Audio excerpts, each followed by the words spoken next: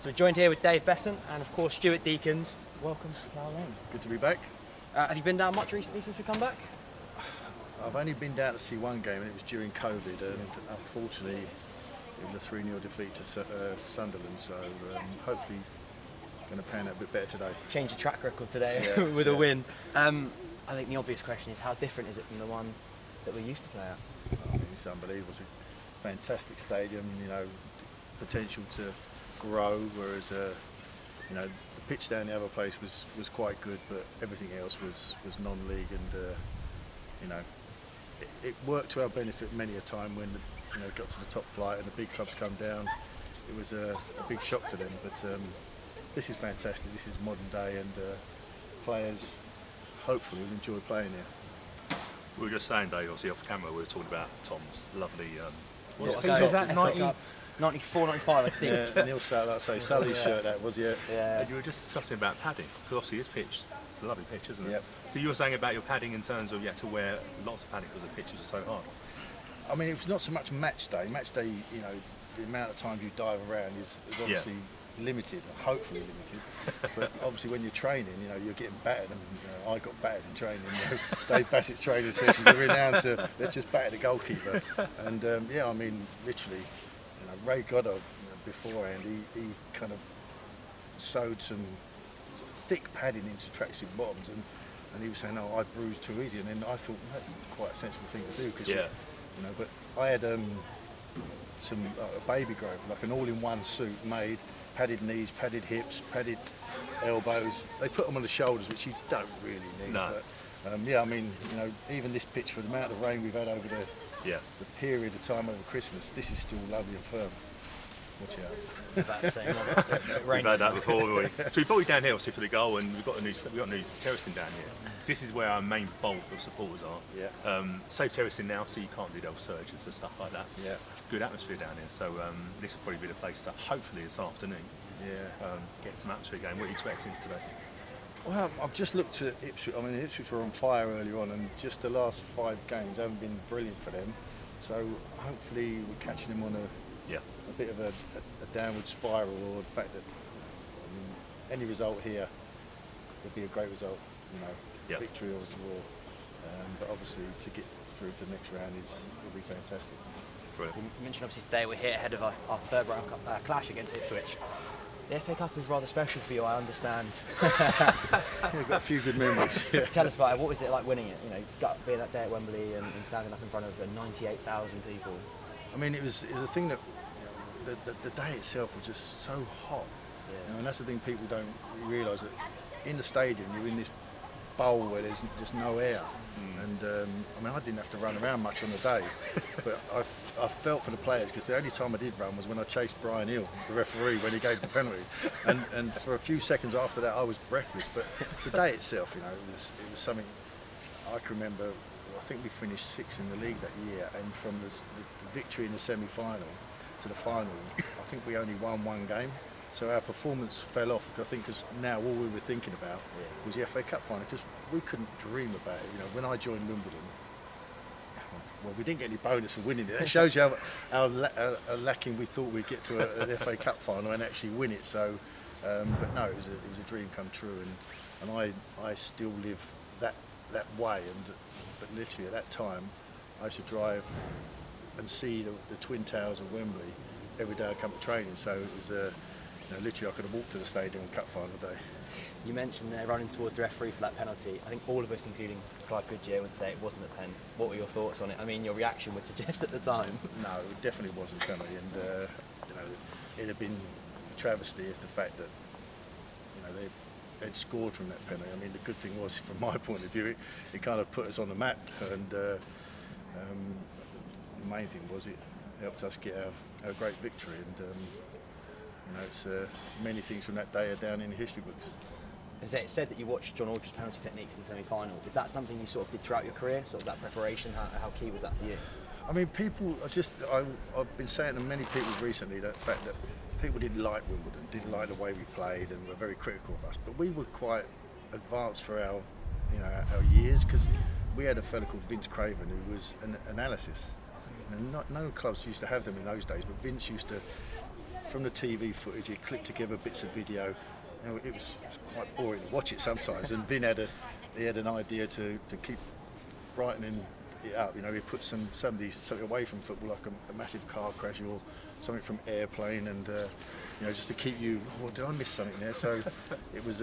He was quite unique in the fact that he used to clip together things, and I was able to see, you know, some of John Aldridge's penalties. He didn't always put it the same side, but he had the technique where he'd come up and just stuttered a little bit. And by that time, as you'll see in modern day, the goalkeepers are moving, they're just rolling it in the other side. So we did have that advantage to. Advantage, and Liverpool were that good. They were on TV a number of times that year, so we did have a chance to see them. How easy was it? So obviously you were saying about it being really hot and obviously the atmosphere.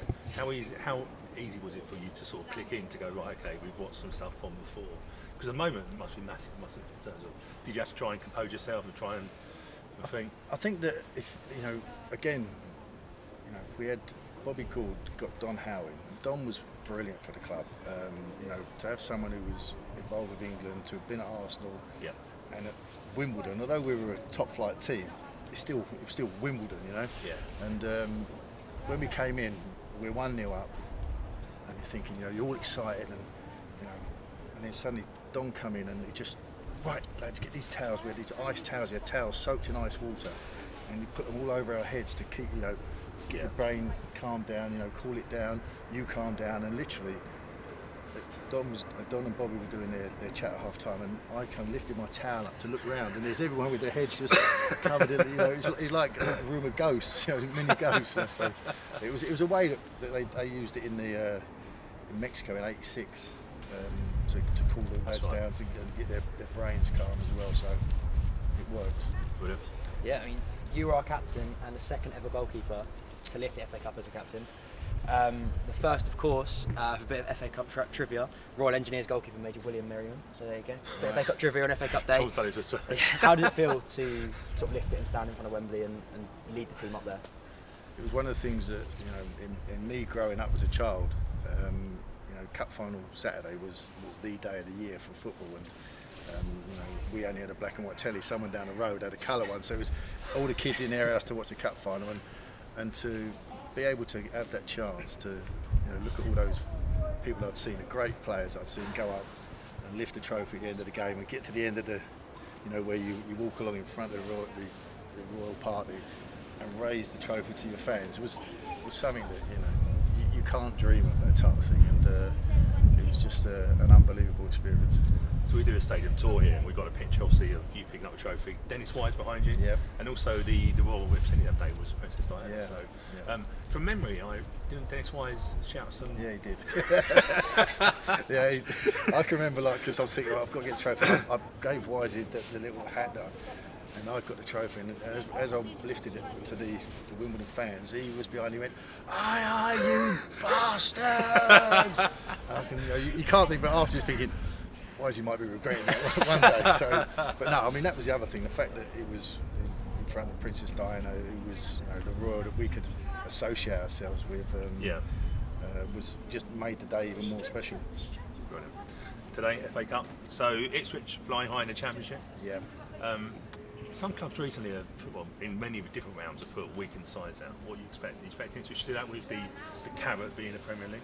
I wouldn't have thought they would do. In fact, that, you know, like I say, their recent form has slipped away a little bit, and from their perspective, they're going to be looking to get some confidence boosted again, and obviously a victory in the FA Cup and going into the next round would be a massive boost to them. Yeah. But they've got the super dogs in front of them, so we'll see. And of course, we lost a couple of players to the Asian Cup. Crazy each other. It's great for Omar, and it's great for Adi to have that recognition, international recognition, but missing out on the FA Cup third round. It's tough, you know. Like at the top level, you know, you can replace those type of players more or less. Maybe this level, it gives an opportunity to someone else to come in this side and make a name for themselves. But the fact that, as you said, you know, top goal scorers, and he's been on fire, so it's going to be a big ask. But you never know, heroes can be born. Definitely. Especially in the FA Cup. Yeah. Talking of international duty, I do have one question for you. I don't know how true this is. It was a bit of research I was doing, but apparently Bobby Robson had plans to bring you on in the infamous 90 Cup final a bit like Tim Krul was for Yeah, Jasper Celeste a yeah. few years ago. Is there any truth in that, or was it just a rumour? I think someone had actually proved. I think even Bobby Robson in his latter years had convinced himself he should have brought me on, but I wasn't even on the bench officially.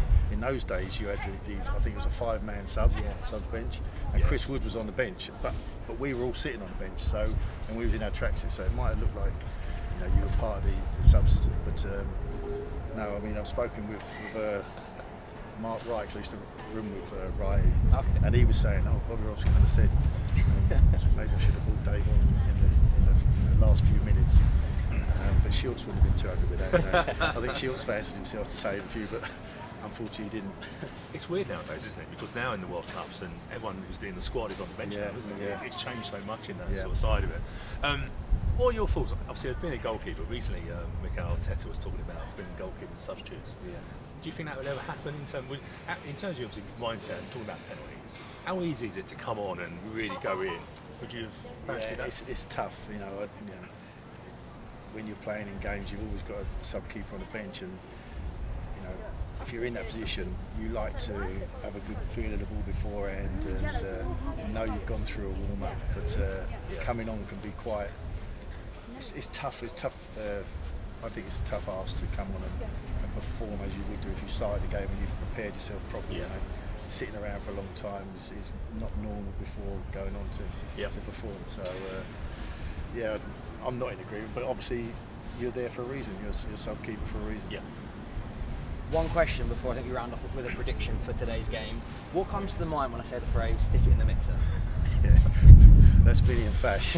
I mean, it was Vinny and Fash. Vinny's legendary. Vinny always wanted to be someone, and he's gone on to be more than anyone ever expected, and he's brilliant for him, and good luck to him. But I think Fash would. Suddenly Fash would say, "Stick it in the mixer for Psycho," and I go, "Who's Psycho?" and it's a name we've come up for Vinny, Psycho. So, and this was the thing, Vinny kind of had this made for him, and he would live up to it. I see a bit of footage the other night on TV of his tackle against McMahon in the final. Yeah. That was a tackle.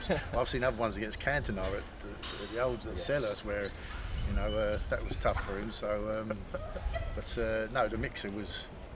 That was where we put it in, and that's where they used to kind of say, "This is the mixer. If you want to come in here, be aware, be aware." Yeah.